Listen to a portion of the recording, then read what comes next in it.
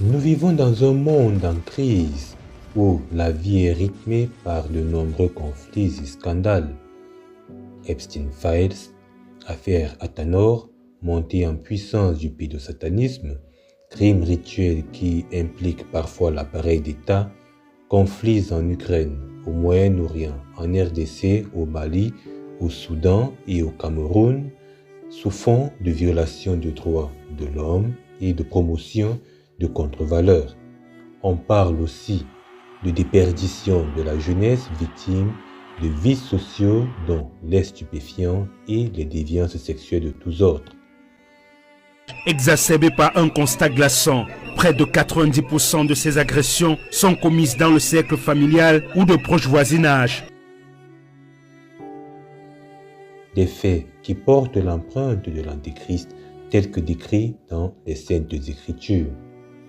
Un Antéchrist qui a entamé une nouvelle phase dans la promotion de son image et de sa marque, la marque de la bête.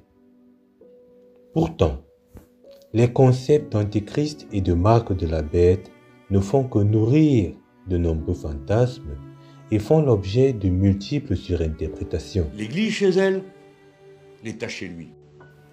Je crois que notre génération doit savoir que la bête de l'événement est là. Et elle arrive. Il m'a autorisé ça. Cette attitude contraste avec le fait que l'Antéchrist et la marque de la bête font référence à une réalité qui mine, aujourd'hui plus que jamais, la marche du monde. Les vies des hommes de manière générale et celles des chrétiens en particulier en sont impactées à plus d'un titre. Je dirais que l'Afrique, c'est le terrain où nos valeurs sont mises à l'épreuve. Voilà.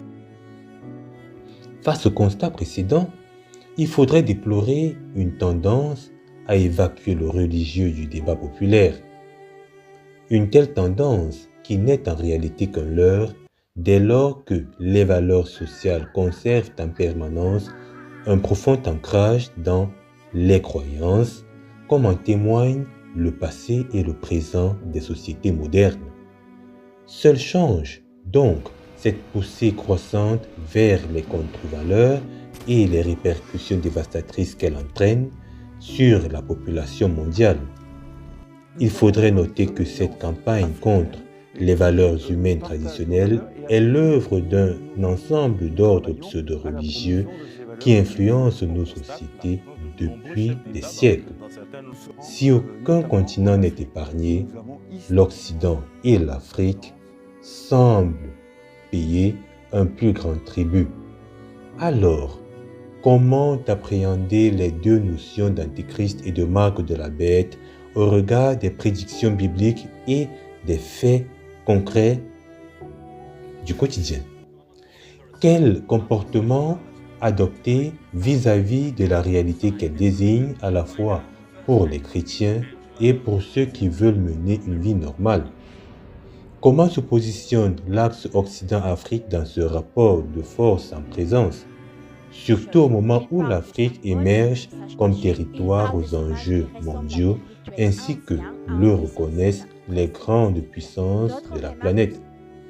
Pour répondre à ces interrogations, l'ouvrage « Le monde postmoderne sous l'emprise de l'Antéchrist, la marque de la bête » milite pour un retour minimal soit-il aux valeurs pseudo-chrétiennes qui constituent le socle de nos sociétés. L'auteur se positionne au-delà du clivage traditionnel entre science et foi pour proposer une analyse froide du fait social en s'appuyant sur la Bible. Écrit en 167 pages et dans un style digeste qui vous tient en haleine du début à la fin, l'ouvrage expose de façon méthodique les concordances qui lient les réalités du monde actuel aux prédictions bibliques. Un ouvrage que je vous recommande fortement. Il est disponible sur les plateformes Amazon, mais également via les réseaux sociaux Instagram, Facebook, TikTok de l'auteur.